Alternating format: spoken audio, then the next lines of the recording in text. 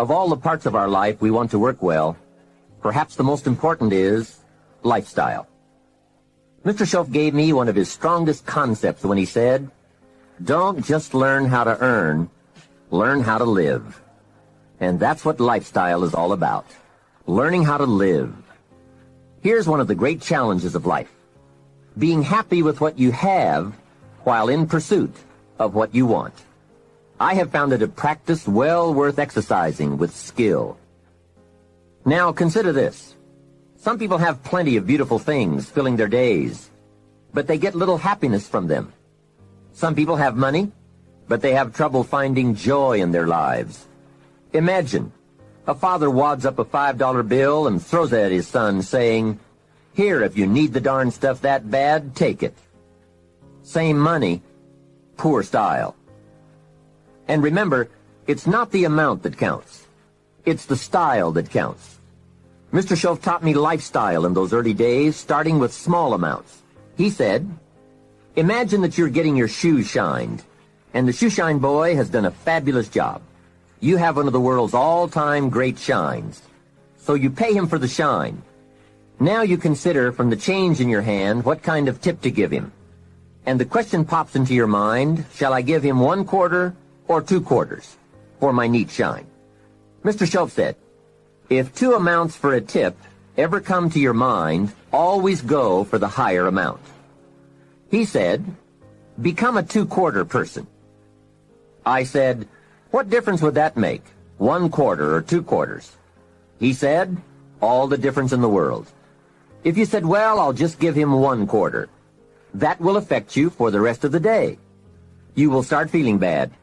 Sure enough, in the middle of the day, you will look down at your great shoe shine and say, I've got to be cheap. 1 lousy quarter. That will affect you. However, if you go for 2 quarters, Schoaf said you can't believe the feeling you can buy for another quarter. That's lifestyle. Becoming a 2-quarter person and learning to get joy from the greater person you are becoming. A man came up and introduced himself to me after one of my seminars in Detroit, Michigan. And he said, Mr. Rohn, you got to me tonight. I've decided to change my whole life. I said, fantastic. He said, you will hear about it someday. I said, I don't doubt that.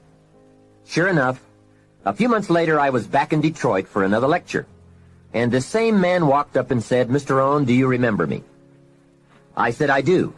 You are the man who said he was going to change his life. He said, that's me, and I've got to tell you a story. Here's the story he told me. After the last seminar, he said, I started thinking about ways to begin changing my life. And I decided to start with my family. I have 2 lovely teenage daughters, the best kids anyone could ask for. They never give me any trouble.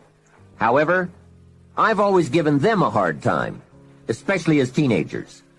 One of the things they dearly love to do is to go to rock and roll concerts, to see their favorite performers. Now, I've always given them a hard time on this subject. They would ask to go, and I would say, no, I don't want you to go. The music is too loud. You'll ruin your hearing. And besides, it's the wrong crowd. I would always give them a hard time. Then they would beg, please, Daddy, we want to go. We don't give you any trouble. We're good girls. Please let us go. Well, after they had begged long enough, I would reluctantly throw them the money and say, okay, if you have to go that bad. So that's where I decided to start to make some changes in my life. Then he said, here's what I did. Not long ago, I saw this advertisement that one of my daughter's favorite performers was coming to town. Guess what I did? I went down to the concert hall and bought the tickets myself.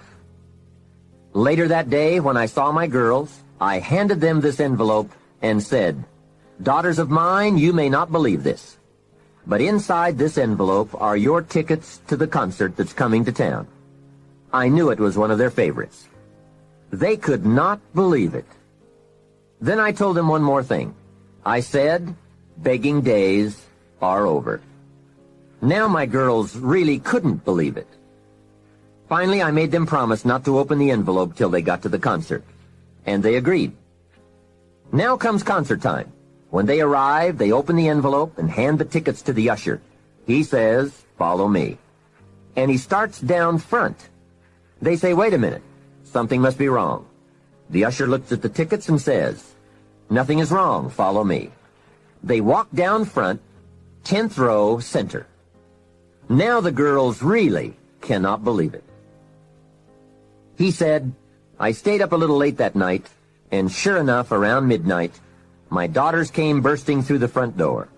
One of them lands in my lap, the other one has her arms around my neck, and they both say, 'You have got to be one of the world's all-time great fathers.'" What a neat story. What a great example of how it's possible, with just a change in attitude and a little thought, to live the good life. Same money, different style. Remember, the challenge is to get joy from your life and what you have to share. It's not the amount that counts. It's the uniqueness, the love, and the attitude that counts. Even people of modest means can experience a sophisticated lifestyle. They simply learn to save up some of their Pepsi money for a bottle of fine wine. Don't spend all your money a quarter at a time. Save up and buy something of special value, something fine, or something that lasts, or something you are proud of, or a gift of value to give to someone special. Even with modest means, you can save your candy money for a concert. And for a sophisticated person, a few may be better than many. Better a few treasures than a house full of junk. Lifestyle is a matter of awareness, values, education, and disciplined taste. It is an art that brings joy as it's practiced, not just a subject to be studied. It is the deliberate decision to savor and enjoy all the experiences and possibilities of life. Lifestyle means expanding your knowledge and experiences from the influence of books, people, films, and new adventures. So take advantage of everything and everyone with whom you come in contact. You can begin expanding your lifestyle today. Think of something you can do today to make you feel richer and better about yourself and your life. Make a phone call. Reserve tickets to a concert. Buy some unique music records. Send flowers. Send a thank you note. Plan a trip of new discovery. Begin to read a classic. I'll bet that within 50 miles of where you are right now, there are some places you have never seen, some foods you have never tasted, experiences you've never had. I grew up in Idaho, and I've never been to Yellowstone Park, and part of it is in Idaho. Thousands of people from all over the world have traveled to Yellowstone. Old Faithful? Doesn't everyone know about Old Faithful? Hey, I've been to Africa, but not to Yellowstone. Isn't it easy to miss something? Isn't it often easier not to do something, see something, experience something? Hey, let's all set a new goal not to miss anything, especially things within our reach, within travel time, walking time, effort time. And that's the key word, effort. Remember, all good things are upstream. A conscious act from a unique thought. That's where the pleasure is. And the act serves as a bridge between dreams and reality. So develop your lifestyle a little more. Your style of seeing, giving, sharing, enjoying. It's not the amount that counts, but the experience of choosing to live with style. I remember saying to Mr. Shoaf one time, if I had more money, I would be happy. And he gave me some of the better words of wisdom when he said to me, Mr. Rohn, the key to happiness is not more. Happiness is an art to be studied and practiced. He said, more money will only make you more of what you already are. More will only more quickly send you on to your destination. He said, if you're inclined to be unhappy, if you get a lot of money, you will be miserable. More money will only make you more. More money will only amplify. If you're inclined to be mean, and you get a lot of money, you will be a terror. If you're inclined to drink a little too much, when you get a lot of money, you can now become a drunk, because you can drink everything. So style is not more. Style is an art, a genius, a design. Lifestyle is reserved for those who are willing to study and practice the higher arts of life. Lifestyle is culture, music, dance, art, sculpture, literature, plays, concerts. Lifestyle is a taste of the fine, the better, the best. Mortimer Adler, the philosopher, says, if we don't go for the higher tastes, we will settle for the lower ones. So develop an appreciation for the fine. That is a worthy purpose. Developing an appetite for the unique things in life. Study the art and reach for the best. To have the best in the time we have available to us, that is the quest. Remember, it's not the amount, it's the imagination. My lady and I were on a trip to Carmel, California one sunny summer day to do some shopping and exploring. I stopped to have the car serviced at a gas station. This young man, about 18 or 19, I would guess, came bouncing out to the car with a big smile, and he said, "Can I help you?" I said, "Yes. A full tank of gas, please." Well, not only did he fill the tank with gas, he checked every tire, washed every window, even the moonroof, checked everything, and all the time he was working, he was whistling and singing. My lady and I couldn't believe all the service and his obvious happiness. The young man brought me the bill, and as I was signing it, I said, "Hey, you really have taken good care of us. I appreciate it." And he said, "I really enjoy working. It's fun for me. I get to meet nice people like you." We couldn't believe it. This kid was something else. I said, "My lady and I are going to Carmel, and we want to drink one of those $2 milkshakes on the way up there. Where is the nearest Baskin-Robbins?" He said, "That's a great idea. Baskin-Robbins is just a few blocks away." And he told us where to find it. And he said, "Don't park out front. Park around to the side so your car won't get hit." What a kid. So we drove to Baskin-Robbins, walked in, and checked the flavor board, and ordered milkshakes. However, instead of ordering 2 milkshakes, we ordered 3. Then we drove back to the station. The young kid dashes out to the car again and says, "Hey, I see you got your milkshakes." I said, "Yes, and this one is for you." When I offered it to him through the window, he couldn't believe it. He said, "For me?" I said, "Sure. With all the fantastic service you gave us, I couldn't leave you out of the milkshake deal." He said, "Wow, no one has ever bought me a milkshake." I said, "That's probably true. Have a nice day." Then I buzzed up the window and we drove away. When I looked in the rearview mirror, there he was, holding that milkshake, a big surprised smile on his face. Now, what did that cost me? Only $2. Hey, I've enjoyed and shared the memory of that experience 100 times. For just $2. Remember, it's not the amount that counts. It's the style. That same day, I guess I was feeling extra creative. When my lady and I got to Carmel, I drove straight to the flower shop.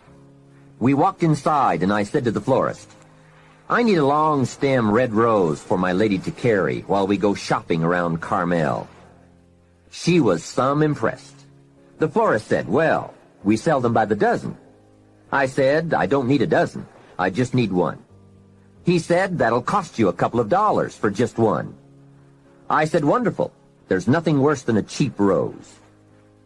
I selected the rose, handed it to my lady, and said, "Here, carry this while we stroll around town." She was impressed. And the cost? $2. Just $2. A couple of hours later, we were having some refreshments, and my lady looked across the table and said, "Jim, I just thought of something." I said, "What's that?" She said, "I think I'm the only lady in Carmel today carrying a rose." I said, "That's probably true." For $2, can you imagine $2? Remember, it's not the amount. Hey, just 2 ideas and a total cost of $4 for unique experiences and sweet memories. Just two modest examples of how easy it is to put style in your life. Make sure you don't miss out. Don't miss anything you can enjoy. Be sure you live your life in style. Here's something else to think about. Did you ever hear where the expression tip came from? As in tipping the waiter or waitress in a restaurant. Mr. Schoaf taught me that it began as a symbol for the phrase, to ensure promptness. Now, Schoaf said, if a tip is to ensure promptness, when should you give it? Answer, up front. See, I didn't know that. I said, no, you have lunch, and if you get good service, you leave a good tip. If you get lousy service, no tip. And he said to me, no, Mr. Rohn. Sophisticated people don't take a chance on good service. They ensure good service by giving the money up front. I said, wow, what a way to live. I had never thought of that. So the next time you have someone special to take to lunch, call the waitress over, arm around the shoulders and say, here's $5. Would you take good care of me and my friend? Schoaf said you won't believe what happens. They do what's known as hover. They hover around your table. Without the insurance, you are usually looking around saying, where is my waitress? Has she gone on a break? Same money, different style. One last major point. Life in style is also life in balance. Make sure you pay attention to all the values and dimensions of your life. One is family. If you have someone you care about, there is no value to match that. One person caring for another is life in the best of style and value. Protect it with a vengeance. If a chair gets in the way, I suggest you destroy the chair. It was wisely said so long ago, but is still true for today.